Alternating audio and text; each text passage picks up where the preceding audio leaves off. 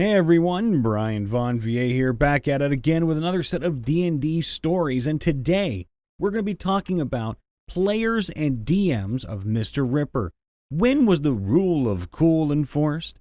Of course, if you'd like to tell us about your rule of cool enforcement, you can do so in the comments below, or on our subreddit, r/MrRipper. I was playing my druid, and my party and myself were battling a number of chuls underwater, very nasty crabs. One chul who had the paladin grappled reduced him to 0 HP. Due to the mariner's armor the paladin was wearing at the time, he started ascending to the surface of the ocean at 60 feet per round.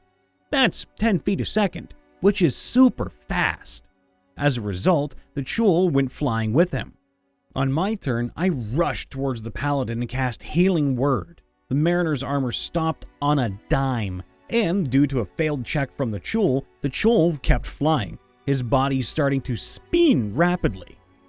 While the paladin got away, my next turn I asked the DM if I could use Shape Water to reverse the flow of water around the spinning chul. Succeeding an Arcana check effectively turned the water around the chul into a blender, creating a chul smoothie and killing it instantly. There wasn't even anything left to collect for the bounty other than a red mist. Playing Cyberpunk Red, a bad guy was after my character. We were sneaking around and he calls out my character's name, followed with, come out, I know you're out there." I raise my rifle, fire a single round, hit. DM didn't even make me roll for damage because it was way too appropriate. Boom! Headshot. His minions popped out all over the place, and we had one hell of a firefight on our hands afterwards. But that first shot was just My party was fighting a group of kidnappers, and the main fighter of the party, a half-giant, rolled a crit on his attack, cleaving one of the kidnappers in two. I asked him to roll intimidation as well, and almost all of them failed except for one. Then I quickly turned into a bandit captain. What I had planned to be an hour or hour and a half long fight was over in half an hour. During a Curse of Strahd game, we were infiltrating a werewolf den when the stealth mission goes, well, tits up as they usually do, and a huge fight breaks out. The leader of the pack was this huge monstrosity that was just eating through our HP when I got an idea. I had Enlarge and Reduce and Catapult prepared, and asked the DM if I could find a large rock that weighed around 120 pounds. I can see where this is going. I found one with a successful investigation check and cast Reduce on it, lowering the weight to 15 pounds. That's pretty manageable. The next turn I ended up catapulting the rock at the pack leader and immediately dropped concentration on Reduce, bringing the rock back up to full size as soon as it was flying. The catapult spell states that for each level above first, the weight of the object you can fling goes up by 5 pounds and the damage goes up by 1d8. Since the rock now weighed 120 pounds, I argued that if it hit, it should do about 26d8 bludgeoning damage. Werewolf pulp, anybody?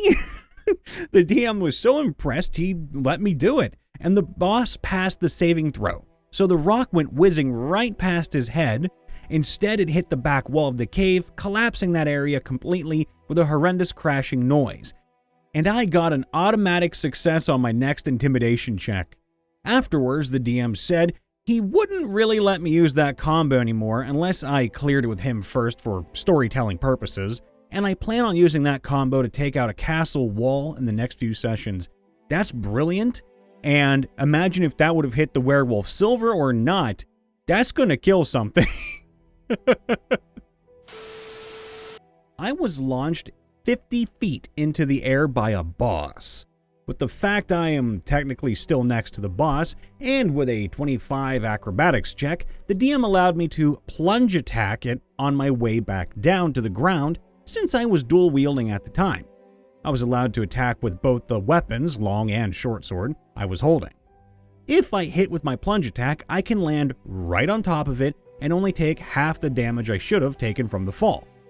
I nat 20'd with my longsword and hit with my short sword, and dealt 2d8 plus 4 longsword and 10d6 plunge attack damage from the longsword, plus 1d6 damage short sword, and another 5d6 damage plunge attack from short sword, dealing a total of 75 damage to the boss and finishing it off with slight loss of limbs. I am Rule of Cool DM. Alright, Fonzie, hit us with it. It works at my table because everyone is on board with it. I'm fully aware that some rules are bent for my players' benefit. This is a level 6 party, and I let my players play what they want. Our rogue has a custom background giving him some paladin traits. The artificer is a mix of armor and the artillerist subclass. The wizard can cast healing spells and has some wild magic. Everyone has an overpowered custom magic item that goes with their backstory. I gave them a house and a book. My rule is if you can justify what you want with your character's backstory and personality, then I will consider your request. Now that can get a little OP really quick, but hey, the entire group's in on it, so have fun. So, my group and I, Daddy Likes His Grammar, are playing a simplified homebrewed version of 5th edition. The setting can be best described as Sea of Thieves meets the world of 5th edition. That's kind of cool. I play a warforged barbarian named Jackson. Big magic robot man with a pirate hat. A big fuck-off axe with fire damage, as you will see I like fire damage, and a level an artificer. I am accompanied by some mimic, a mimic who likes to roleplay a cannon. It's actually really cool. Reggie Duke, a skeleton fighter. Ooh, that's even cooler. A wizard whose character name I sadly forget. An elf whose name I think was Bree. A rogue, of course. And Sir Mimic's pet bug rat, Bob. Oh, that's such a cool lineup of characters. We are on a boat sailing towards an island or something. I don't remember. And while on the boat, the DM asks what we wanted to do in the downtime. Sir and I looted some gunpowder, oil, and various other substances from the last battle we had a session prior. And I mean a lot of this. We had barrels of the shit, and being the serial arsonists that we are, asked the DM if we could make shitty napalm. At first he said no, but we convinced him to let us try because we showed him that it was actually possible to combine the substances we have to make something similar to napalm. The first 2 attempts were failures, causing us to lose almost all of our ingredient stock. But on the 3rd try, we managed to roll high enough on the throws our DM wanted us to get. This already would be enough to state the rule of cool because I'm pretty sure this isn't how any of that works. But it gets better. We get to the island, have a scuffle. Reggie Duke almost dies, and we get back to the boat, but not after pilfering an additional gunpowder keg. We hoist anchor and set sail. And then a storm happens.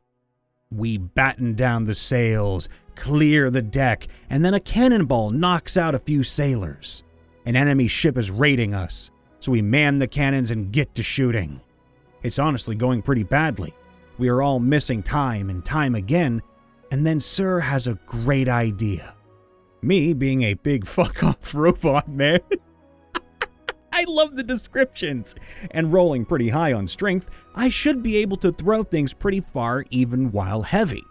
He suggests we do 2 things. He suggests I start launching gunpowder barrels at the ship left and right. We have about 4 on board. While he goes and climbs the crow's nest to do something special. We ask the DM and he says that we can do that, but the barrels will not be in range just yet. Sir said that's fine since it will take him 2 turns to reach the top. So I go and get the barrels while he climbs. By the time I get back with the 4 barrels, the ship is in range and I start chucking. I hit 2 of the 4. DM says that no damage is done because no one ignited the barrel. Okay, that's fair, but it was a little frustrating. Sir said, this was fine, and then told the DM his plan. This madman was going to strap all the napalm bottles to Bob, the bug rat, and have it do a fucking bombing run on the ship. Sir also said I needed to toss my axe up so he could light the napalm so that when it impacted the gunpowder-covered ship, the whole damn thing would just go up in flames. The DM sat there and acknowledged two facts. One, this is technically not a thing that should be possible in-game. At least, not by how we are doing it. And two, this would be rad as fuck. So he does not care. Toss Bob. PETA's gonna have a nightmare with this one. So I throw my axe up. Sir lights the napalm. He throws Bob. Bob glides over the ship, drops the payload, glides back. Ship goes up into flames. And we just committed the largest act of arson we had done yet. Oh, and we proceeded to ram our ship into theirs, board it, proceed to set the lower levels on fire, and then leave. It's good times. P.S. This was not an isolated incident. You mean you've done this more than once and you're not telling us those stories too? Come on, we need to hear more arsony. This is great. So my party was infiltrating an orc camp to retrieve our stolen items and help the nearby goblins with their stuff too, as good people would. We split up and it went horribly.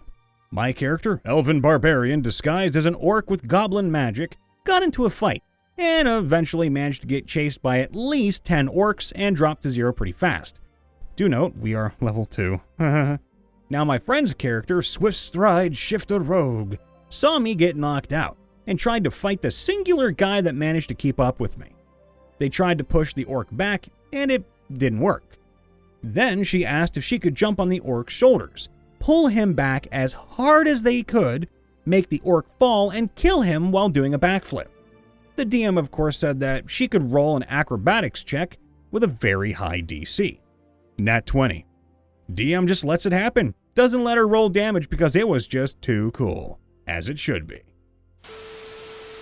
Vampire the Masquerade. We don't hear a lot about this, but as October approaches, we need to hear more spooky, scary stuff, so lay it on us. Now, this isn't the only rule of cool used in the game, but it was the first, the most memorable, and it set the tone for a more pulp vampire game. Ooh, color me excited. We were in the downtown area of a homebrew city fighting a semi-full of war ghouls. I realize my claymore isn't really doing much good, or they can actually hurt me, and run into a nearby gas station to start making Molotov cocktails. Now, either our Malkavian or our Bruja decides to shoot one of the gas pumps to blow it up and hopefully contain the ghouls. The attack hits and the ST deliberates a bit over whether to go with realism, i.e. not much happening because of safety features, or with rule of cool. He rule of cools it and describes the bullet hitting the gas pump and causing a big Michael Bay explosion. Jerome O'Connell, my gangrel, barely manages to survive between taking shelter and just being a tank, but everyone else gets knocked into torpor. Brian Von VA here, making sure to check in after the vid. Please leave a like, subscribe, and ring that bell if you're going to apply that rule of cool to us. That way you can get posted whenever we actually make a new video and post it out there for you, or go live. Also, if you have a story to share, you can do so in the comments or our subreddit, r/MrRipper.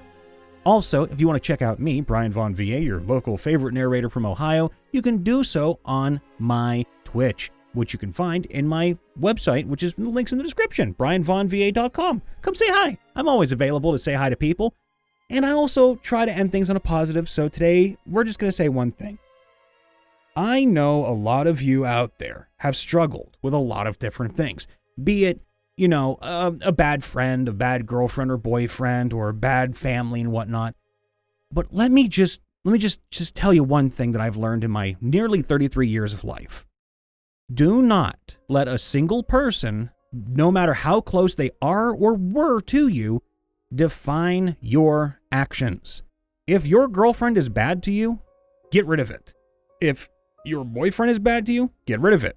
If your family is not good to you, and I'm not just saying like, oh, they ground you because you broke the rules, or you know, they're mean to you here and there because you screw something up. No, no, no. If they're actively not good to you, don't deal with it. I'm not saying be a bully. I'm not saying be rude. I'm saying don't let other people make you feel like you are not important. Everything that you go through is unique. Granted, of course, sometimes we can take things a little too far and be like, oh, I'm a little bit too hurt by something, but that's not the point. The point is you are yourself. You should be proud of yourself, happy with yourself, and if you're not, that's the only thing that should ever make you want to change. Not what anyone else perceives of you, not how someone talks about you, not how someone treats you. You are a good person. Be that good person. Don't let anyone else tell you who you can and can't be. I love all of you. Be safe, be happy, and I'll see you next time. Bye for now.